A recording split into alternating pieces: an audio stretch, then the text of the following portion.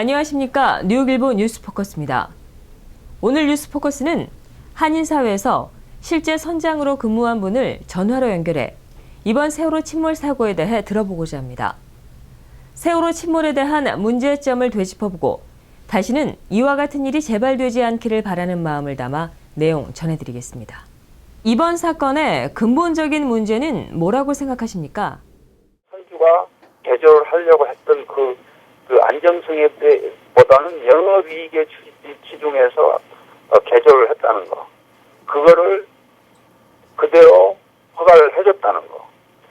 배 자체가 이제 문제가 있었을 거니까 개조함으로 해서 그거를 해경이나 항만청이 그 최소한 이론적이나마 배가 초라한 그 당시에 충분한 안전성이 확보가 돼 있다는 걸 확인한 다음에 출항을 시켰어야 하는데 그것도 안 된 거죠.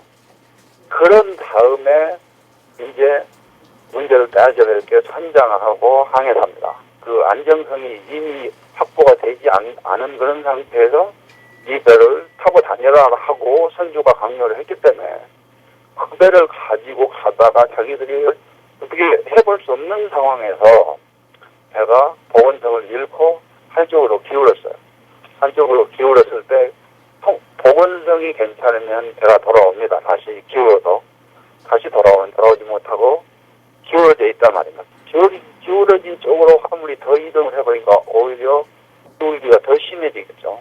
그래서 꽝꽝 소리가 났다는 겁니다. 맨 처음에. 그 화물의 기울어진 게 결정적인 이유가 됐죠. 배가 순식간에 손쓸 틈도 없이 전복돼서 완전하게 침몰해버리는 이런 상황이 온 거죠. 선장을 비롯해 선박 직원에 대한 비판 여론은 승객을 우선해서 구조하지 않았다는 건데요. 선장을 포함한 선원들이 먼저 배를 탈출한 것에 대해 어떻게 생각하시나요? 우선 그 선장은 당연히 마지막까지 남아서 인명 구조를 했어야 되는 건데 그 부분에서 결정적인 실수로 한 거는 이거는 100번 용서가 안 되죠. 3등 항해사는 학교를 가짜로 간 항해사입니다. 그래서 경험이 없으니까 경풍도 쪽까지 와가지고 제주도 쪽으로 방향을 틀 때 3등 항해사한테 맡겨지지 않았어야 될 부분인데 그때부터 브릿지가 없었단 말입니다. 선장이. 거기서부터 잘못됐던 거예요. 시초는. 배가 경사가 일어났을 때 선장이 없다 보니까 경험 없는 3등 항해사가 제대로 대처를 할 수가 없었겠죠.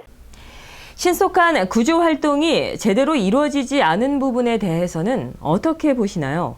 그럼 이 같은 경우 미국에서는 어떤 조치가 이루어집니까? 완벽하게 통제합니다.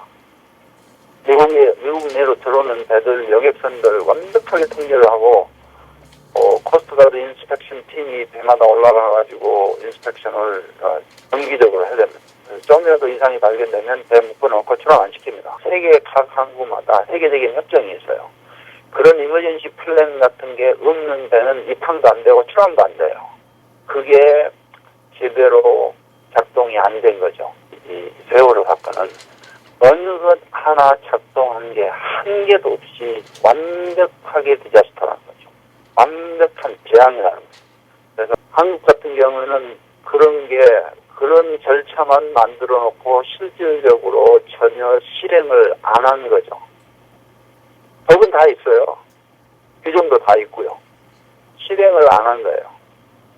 그러니까 선장도 매뉴얼대로 이머전시 플랜대로 행동을 안 했고 배경도 이머전시 플랜대로 행동을 안 했고 지침을 제대로 그 현장에서 실행을 안 했고 항만청도 승주도 대한민국 정부도 아무도 매뉴얼은 있는데 실질적으로 행동에 나서지는 않은 거죠. 이번 사고를 놓고 많은 사람들이 탈출을 하지 않아 희생이 컸다는 생각을 하실 것 같습니다. 만일 이럴 경우에 바다로 뛰어드는 것이 최선인가요? 이번에 세월호 사건 때 해수 온도가 10도 정도였어요. 10도에서 12도. 10도에서 12도면 우리 신체 온도가 17도잖아요. 그냥 25도가 차이 나죠. 아니면 25에서 27도 차이 나는데 이런 상태에서 전문가들 이야기는 1시간 내지 2시간밖에 생존을 못한답니다. 물에 뛰어들면. 이런 상황에서 배가 기울어졌다고 다 뛰어들었다고 칩시다. 근데 1시간 안에 구조선이 와서 그것도 발견이 돼서 끌어올려져야 산다는 보장이 생기는 거잖아요. 네네. 그런데 다행히 이거는 연안에서 발생을 해서 해경이 빨리 오기는 왔어요. 그래서 그런 상황은 물에 뛰어들어가지고 죽는 상황은 발생을 안 했지만 만약에 해경 신고를 받고 해양경찰이 2시간, 3시간 걸려서 도달하는 데 했다고 생각을 해봅시다.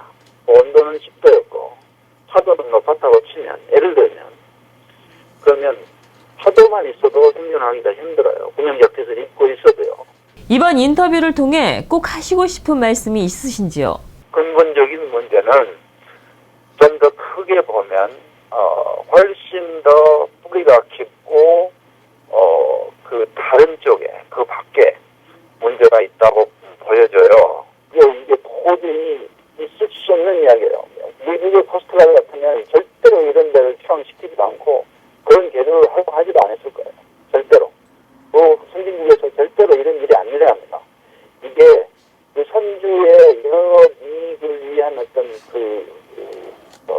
그러니까 원더더 테이블에서 자기들끼리 법 규정을 위반을 해가면서 그걸 터치도 안 하고 또 실제로 개조가 됐다고 하더라도 그럼 개조된 뒤에라도 실질적인 배가 이제 화물을 싣고 선원들 여객들을 태우고 다닐 때 거기 안전규칙에 대한 준수를 철저히 해서 배가 출항 직전에 그 안전성이 확보가 돼야 되는지 그 어떤 그 수학적인 공학적인 계산들을 이걸 제가 그렇게 말씀드려서 그렇지만 그게 이 동선의 항해사가 선장이 해야 될 일이고 그걸 선장이나 항해사가 못하면 해경이나 관련 단체에서 이거를 해가지고 배를 출항을 안 시키는 거예요. 그게 미국의 코스트가드나 미국의 그거는 철저하게 이루어지고 있고 한국에서는 그런 게 완벽하게 부재했다는 거예요. 그래서 제가 아까 말씀드린 퍼펙트 디자스터인 거예요. 여기서 배워서 그 아이들의 죽음이 헛되지 않게 하려면 시스템을 거쳐서 그 아이들